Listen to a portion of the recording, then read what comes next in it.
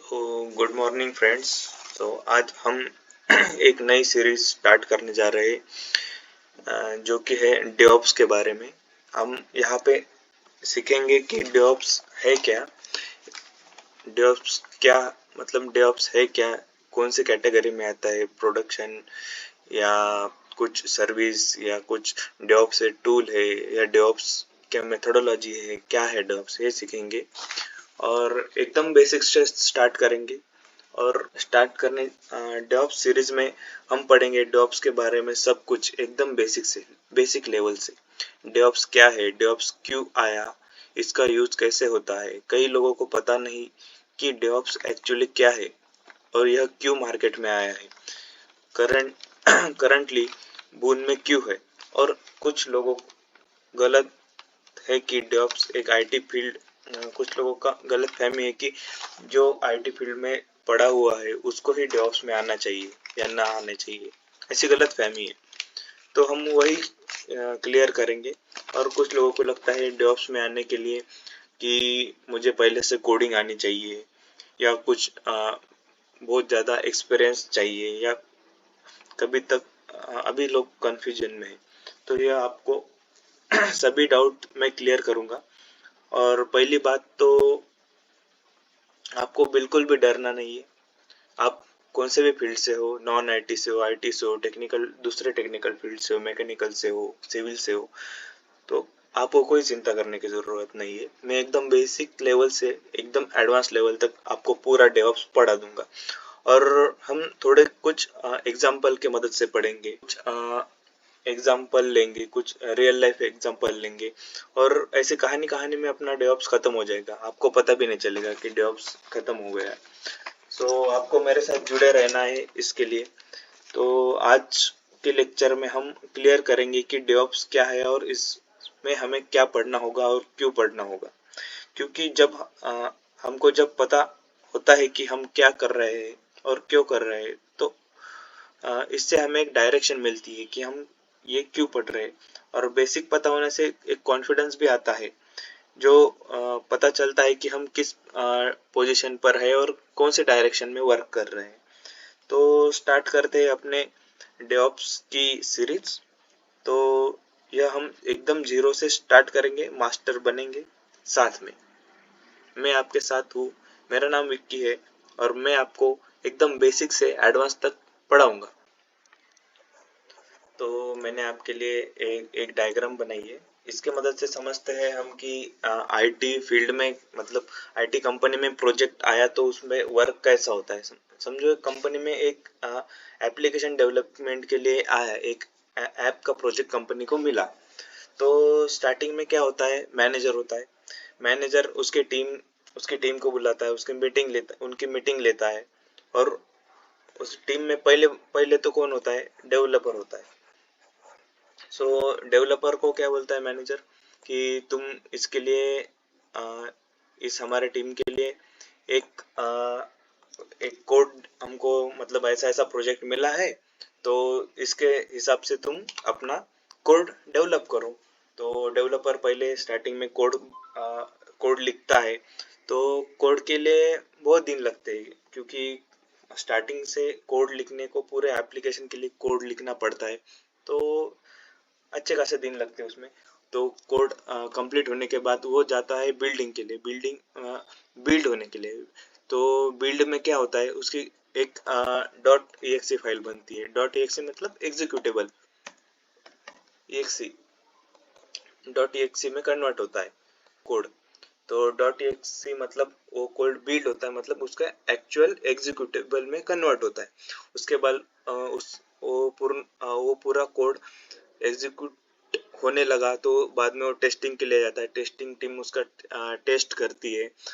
Test करने के बाद उसमें कुछ एरर तो नहीं आ रहा है, कुछ एरर है क्या, अलग अलग टेस्टिंग करके देखती है। फिर उसके बाद वो क्वालिटी एश्योरेंस के लिए जाता है।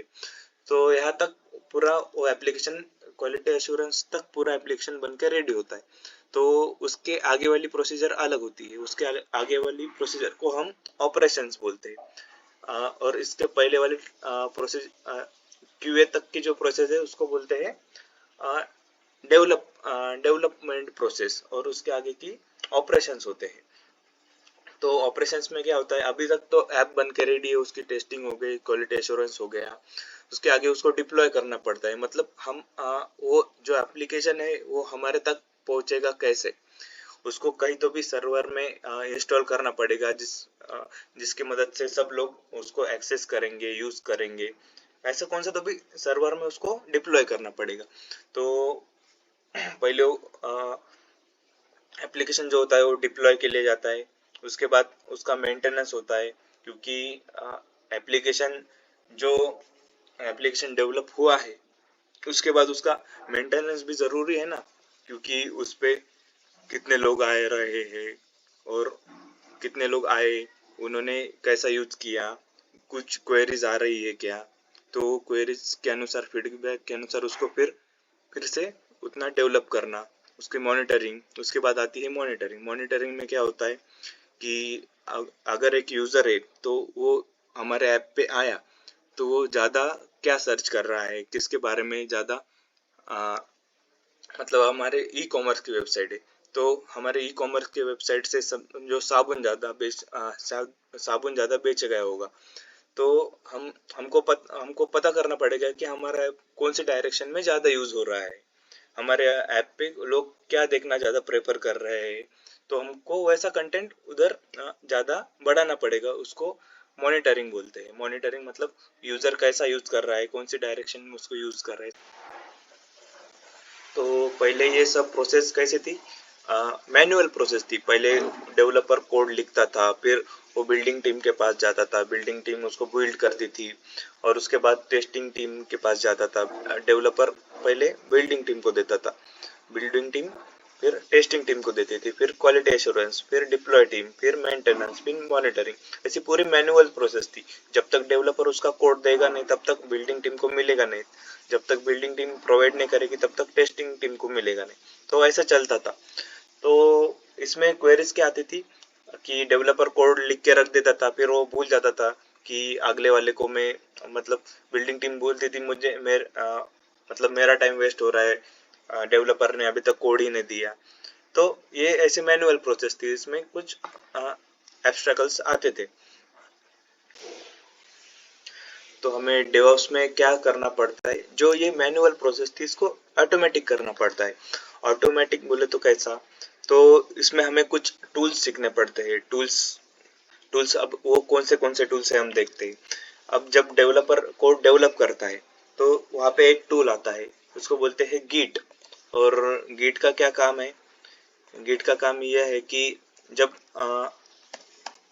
गिट हब गिट हब बोलते हैं उसको, और इसका काम ये है कि जब डेवलपर कोड डेवलप करेगा तो वो इसमें गिट हब में डाल देगा, और ये ऑटोमेटिकली बिल्डिंग टीम के पास चला जाएगा। बिल्डिंग टीम को पता चलेगा कि कोड अभी रेडी हो गया है, और हमें मतलब जैसे ही डेवलपर कोड डेवलप मतलब कुछ एडिट करेगा उसमें, तो बिल्डिंग टीम को पता चल जाएगा ऑटोमेटिकली।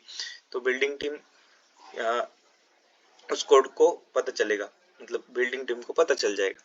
तो यह बिल्डिंग टीम के लिए यहाँ पे और एक टूल सीखना पड़ता है। वह वो टूल का नाम है कि मेवन मेवन बोलते हैं उसे, मे मेवन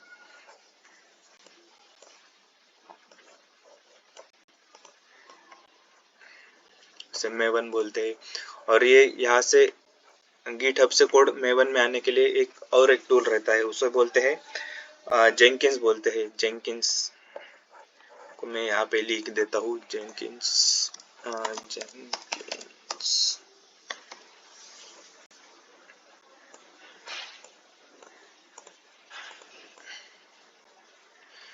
जेंकिंस बोलते हैं। और हमें आगे जो टेस्टिंग टीम तो पूरी अलग होती है, हमें इसमें कुछ पढ़ने की ज़रूरत नहीं है। हमें गिट मेवन जेंकिंस पढ़ना है, और testing team, quality assurance team, ये पूरी अलग टीम होती है, इनके लिए अलग टीम होती है इसमें कंपनी में, तो ये हमें पढ़ने की ज़रूरत नहीं है।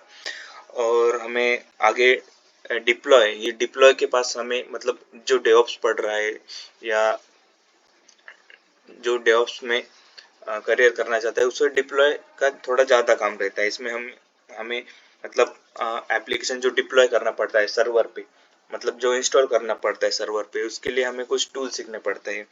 टूल्स टूल्स में तो क्या आता है, शेफ शेफ सीख सकते हैं, डॉकर सीख सकते हैं, कुबरनेट सीख सकते हैं। ये कुछ टूल है, रुको मैं यहाँ पे लिख देता हूँ। अ,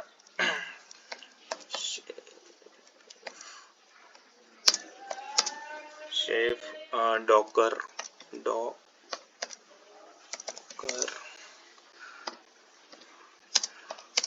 कुबरनेट्स, ये कुछ टूल है।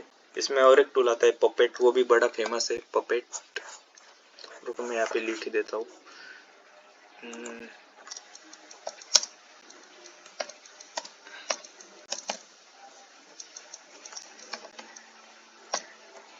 ये कुछ टूल्स है जो सीखने पड़ते हैं,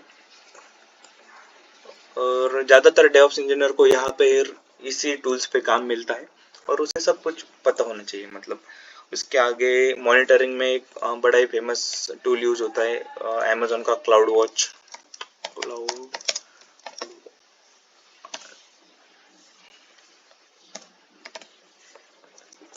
फेमस, तो हमें ऐसा, तो मैंने अभी तक आपको डेवऑप्स मतलब स्टार्ट नहीं किया है, मैंने जस्ट ये टूल्स के नाम बताए कि आपको मतलब क्या पढ़ना चाहिए और क्या नहीं। अभी तक डेवऑप्स स्टार्ट हुआ नहीं है, डरो मत। और अभी अभी तक तो हम बेसिक पे ही है, मैंने अभी तक डेवऑप्स स्टार्ट नहीं किया। तो हम कहाँ पे थे कि हाँ, पहले डेवलपर कोड डेवलप करता है, फिर उसके आगे बिल्डिंग टीम को जाता है, टेस्टिंग टीम, फिर क्वालिटी एश्योरेंस, फिर डिप्लॉय, मेंटेनेंस, मॉनिटरिंग। यहाँ पे कैसा था, जो डेवलपर जब तक कोड पूरा कंप्लीट नहीं करता था तब तक बिल्डिंग टीम को मिलता नहीं था। और जब तक पूरा कोड मतलब बिल्डिंग टीम उसको बिल्ड नहीं करती थी, मतलब एप्लीकेशन में एग्जीक्यूटेबल फाइल में कन्वर्ट नहीं करती थी, तब तक टेस्टिंग टीम को नहीं मिलता था। तो यहाँ पे क्या होता था कि जब तक हम पीछे वाला प्रोसेस कंप्लीट नहीं कर लेता था तब तक आगे वाली की प्रोसेस रुके वाली रहती थी। तो ये ऐसा था। तो ये पहले और इसको बोलते हैं वाटरफॉल मॉडल। पहले कंपनीज इस पे काम करती थी, वाटरफॉल मॉडल पे। रुको मैं यहाँ पे लिखता हूँ।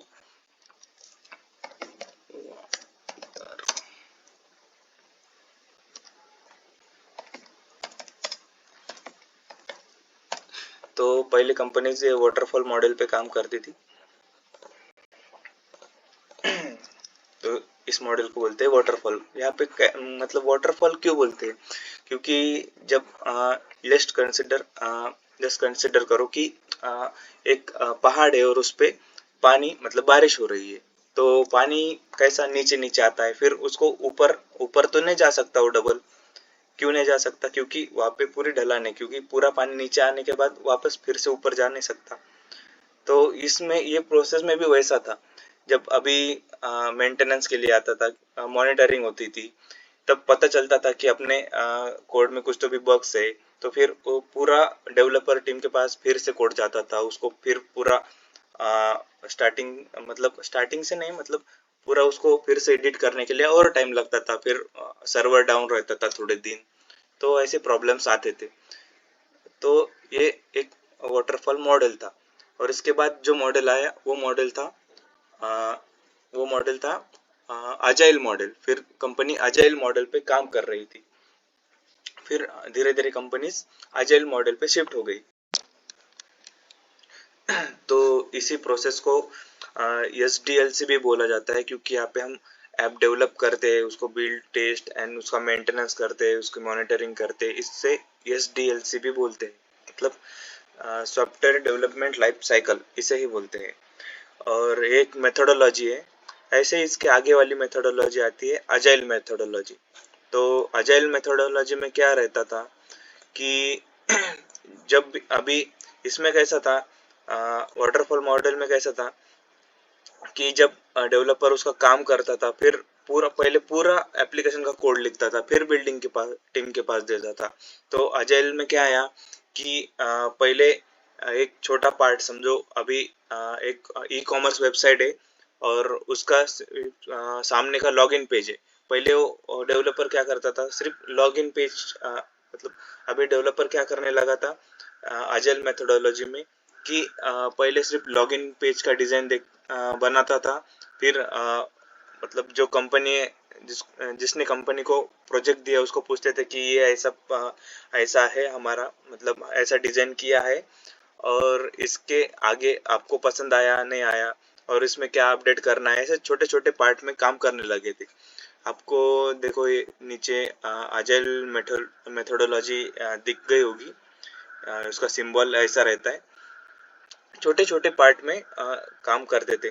पहले लॉगिन पेज, फिर उसके आगे का अभी लॉगिन करने के बाद दूसरा पेज कौन सा आता है ई कॉमर्स वेबसाइट में, वहाँ पे अपने को प्रोडक्ट दिखते हैं।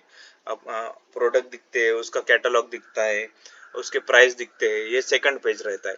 फिर डेवलपर सेकंड पेज का डिजाइन बनाता था, सेकंड पेज का कोड लिखता था और वो कोड लिखने के बाद फिर वो मतलब उसका चेक करते थे, उसकी टेस्टिंग करते थे, चेक करते थे, ऐसे छोटे छोटे पार्ट्स में आ, काम करते थे।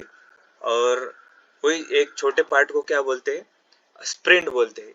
अजाइल मेथोडोलॉजी में स्प्रिंट बोले तो एक पहले रुको मैं आपको डायग्राम के हेल्प से समझाता हूँ। समझो ये स्टार्टिंग का पहला पेज है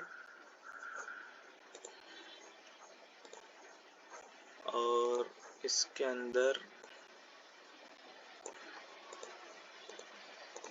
ये देखो लॉग इन, ये लॉगिन पेज है।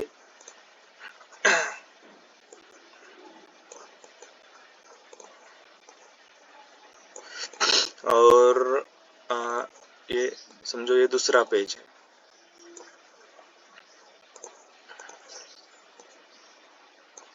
इसमें क्या दिखता था हमको, प्रोडक्ट इमेज।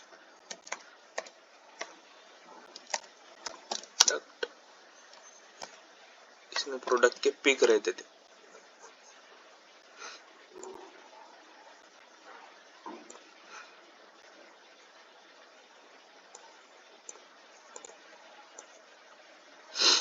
ये सेकंड पेज है। तो ये जो पहला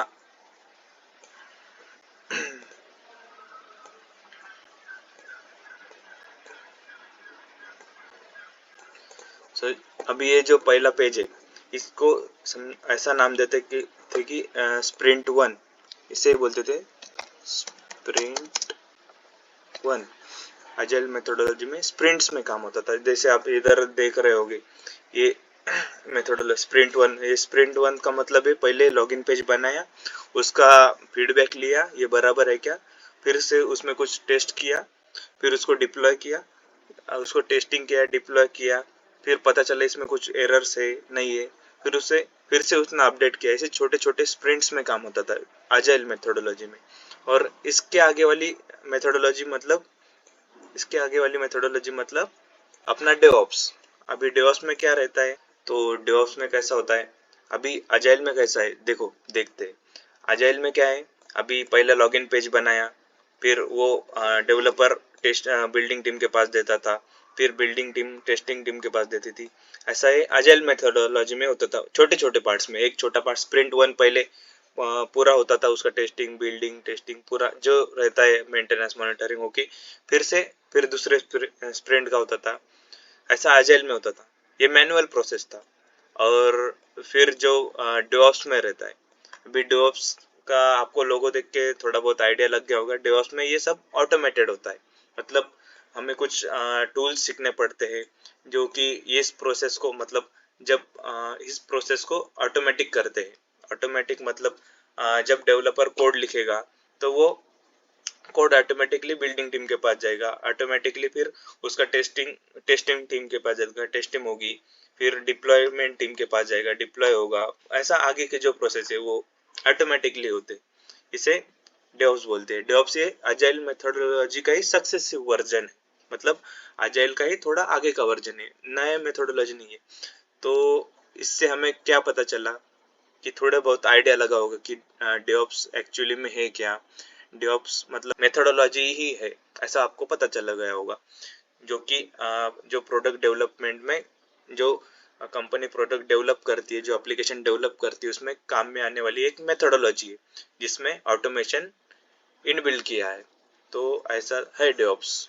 तो जैसा मैंने आपको ऊपर बोला था कि दो टीम्स रहते हैं कंपनी में, एक डेवलपर टीम रहती है, ऑपरेशंस टीम रहती है ना। तो ये नीचे वाली एक डायग्राम देखते हैं हम। जो अभी एक देखो, इधर डेवलपर टीम है, डेवलपमेंट टीम है, ऑपरेशंस टीम है। इन दोनों का नॉलेज जिसे होगा वो डेवऑप्स इंजीनियर, उसे बोलते हैं डेवऑप्स इंजीनियर, है ना। इसके पास पूरा नॉलेज रहेगा।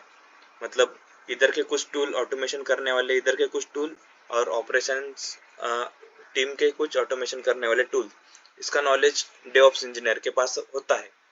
तो अभी आपको बेसिक आइडिया लग गया होगा कि डेवऑप्स क्या है, मतलब डेवऑप्स इंजीनियर मतलब उसको क्या नॉलेज होना चाहिए क्या नहीं। तो हम अभी अगले लेक्चर में ऐसा देखेंगे कि डेवऑप्स के स्टेजेस कौन से होते हैं, हमें क्या क्या टूल सीखने चाहिए, CI/CD क्या है, पाइपलाइन क्या है, और मैं आपको इस मेरे सीरीज में क्या क्या कंटेंट पढ़ाने वाला हूँ इसका एक इंडेक्स देखेंगे। सो थैंक यू, ऐसे ही जुड़े रहिए।